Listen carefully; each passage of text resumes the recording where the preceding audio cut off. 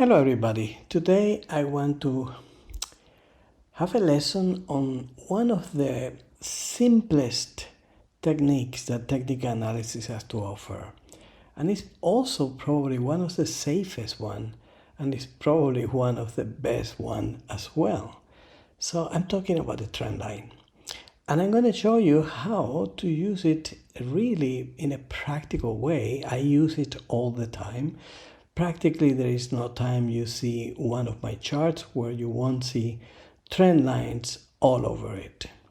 So the lesson comes inspired by a post that I had on our new Elliott Wave Made Easy community, where I announced the potential of a short trade on the gold. And the reason why I announced that was because the count is complete. You can see a 3 here, a 4, and we were expecting a 5. We had already 1, 2, 3, 4. We had this level here, and this is where I made that post and said that we needed to find another high, and in order to make sure that that high was indeed the top, I suggested that it would be good to use this trend line as a good indication that once that it was penetrated, the top was indeed in place. So I want to show you how to use this because many people have asked me, immediately when prices go beyond the trend line, do you buy or sell? And that's not necessarily the case. The best way to enter a break of a trend line is with the test of that trend line. So I'm going to give you an example on this market as well, where here we had a downtrend line, right? We were waiting for the break of that trend line to enter long, but that didn't mean that we would enter long here.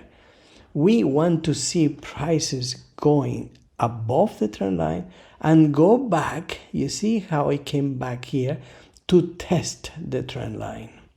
Okay, so this is the moment to place the buy signal. Know when prices just go above.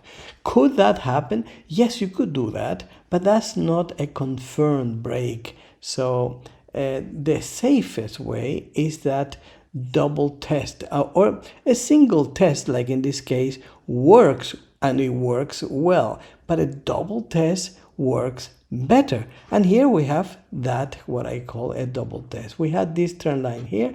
That's what I showed in my post, and even I think I even had one in YouTube that was made earlier with the same trend line. And you can see what happened when the trend line broke.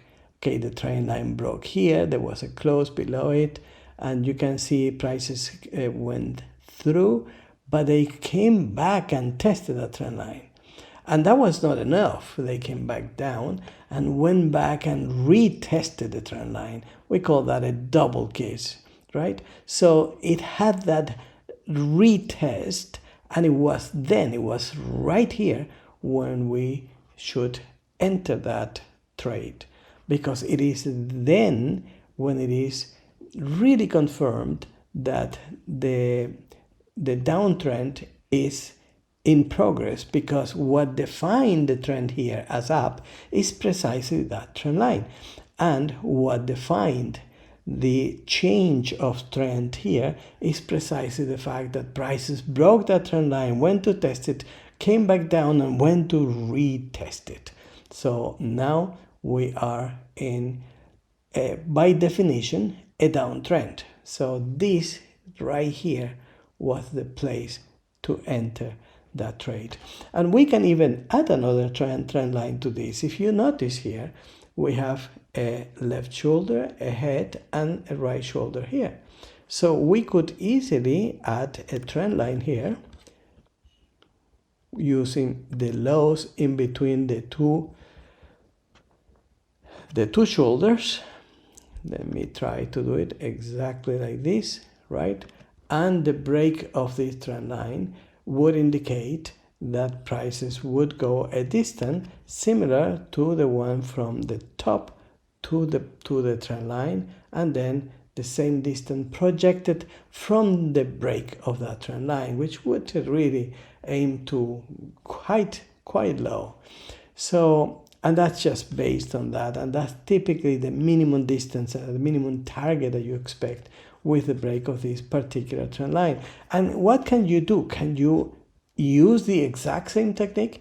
You can exactly use the exact same technique. You can do it with a single test. You can do it with a double kiss.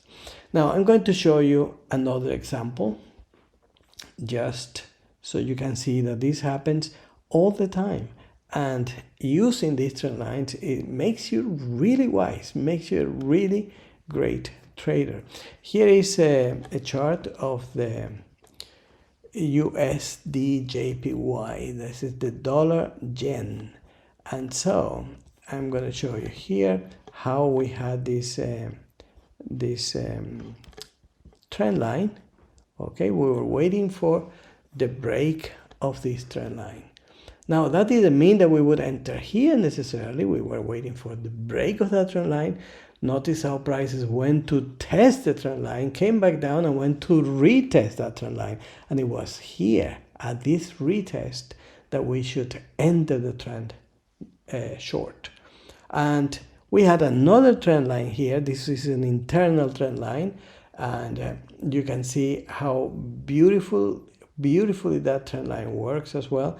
Prices broke the trend line. Notice that we wouldn't enter necessarily here. Can you enter here? The answer is yes, but you won't have the confirmation. Therefore, that or those trades typically are not as safe as the ones with a single test or a retest of the trend line. So here we have the break of the trend line. Prices went all the way down. There was a lot of pips there, about 300 pips. Prices went back up and tested the trend line. Here we could have entered the trade. Went back down another 400 pips and went back up to retest that trend line. Here would have been a great way, a place to enter, and here would have been an even greater place to enter. And you can see what happened thereafter. I mean, the downtrend continued for a long time. So now we don't only have from 148 all the way down to 140, which is 800 pips, right?